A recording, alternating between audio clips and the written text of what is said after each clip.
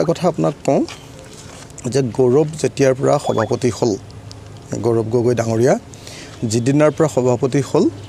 সেইদিনাৰ পৰা ৰাইজৰ দলে কংগ্ৰেছ সম্পৰ্কে এটা বাক্য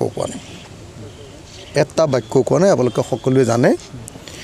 অকল ৰাইজৰ দল নহয় সমগ্ৰ অসমৰ মানুহ ৰৈ আছে যে কংগ্ৰেছে নিজৰ দল শক্তিশালী কৰাৰ লগে লগে আন সকলো ৰাজনৈতিক দলৰ লগত 2026 চনত বিজেপিক পৰাভূত কৰিবৰ কাৰণে ঐক্যবদ্ধ হ'ব বিৰোধীবিলাক ঐক্যবদ্ধ হ'ব এই খবৰটো পাবৰ কাৰণে অসমৰ মানুহ অতি ব্যগ্ৰতাৰে ৰৈ আছে আৰু সেই ব্যগ্ৰতাৰে আমিও ৰৈ আছোঁ ৰাইজৰ দলও ৰৈ আছোঁ যে আমি বিৰোধীবিলাক ঐক্যবদ্ধ হ'ব লাগে কিন্তু কালি গৌৰৱ গগৈৰ যেটো বক্তব্য আপোনালোকে এতিয়া ক'লে মই পেপাৰত দেখা নাই বাৰু সংবাদ মেলত কৈছে বুলি কৈছে মই দেখা নাই বাৰু গৌৰৱ গগৈয়ে কালি যেটো কথা ক'লে হেতুৱে আসলতে কংগ্ৰেছ এতিয়ালৈকে বিৰোধী ঐক্যৰ ক্ষেত্ৰত সিৰিয়াছ যে হৈ উঠা নাই তেওঁলোকে যে সিৰিয়াছলি কথাটো ভবা নাই হেতুকে প্ৰমাণিত কৰিছে এতিয়া অসমৰ হাজাৰ মানুহ লাখ মানুহ যিবিলাকে বিজেপিৰ অত্যাচাৰৰ পৰা অসমক বচাব খোজে যিবিলাকে ভাবে যে হিমন্ত বিশ্ব শৰ্মাৰ নামৰ টাইৰেণ্টজনক স্বেচ্ছাচাৰী শাসকজনক উফৰাব লাগে যিজনে ভাবে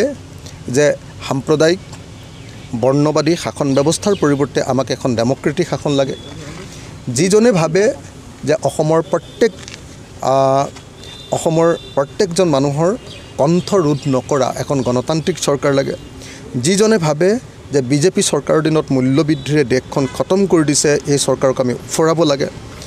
আমি বাচিব নোৱাৰোঁ প্ৰত্যেকজন অসমীয়া মানুহে এতিয়া প্ৰাৰ্থনা কৰি আছে যে বিৰোধী দলবিলাক একলগ হওক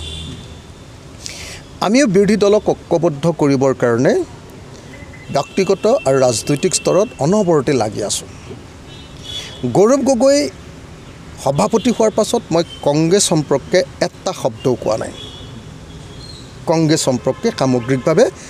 এটা শব্দও কোৱা নাই এটাই অপেক্ষা কৰি ৰৈ আছোঁ যে গৌৰৱ গগৈৰ মুখৰ পৰা একতাৰ কথাটো আহিব আমি ভাবি আছিলোঁ যে গৌৰৱ গগৈ নিজৰ দলটো শক্তিশালী কৰিবলৈ লাগি আছে ঠিকে আছে কিন্তু গৌৰৱ গগৈ যদি লগতে বিৰোধী একলগ নোহোৱাটো ভাবি আছে কালিৰ যেটো বক্তব্য সেই বক্তব্যটোৰ পৰা এটা ইংগিত আহিছে যে তেওঁ অকমান বিৰোধী ঐক্যবদ্ধ নহয় অকলেই পাৰিম জাতীয় তেনেকুৱা ধৰণৰ যেন ষ্টেণ্ড এটাত আছে সেই বক্তব্যটো কালিৰ বক্তব্যটোৰ পৰা প্ৰকাশ পাইছে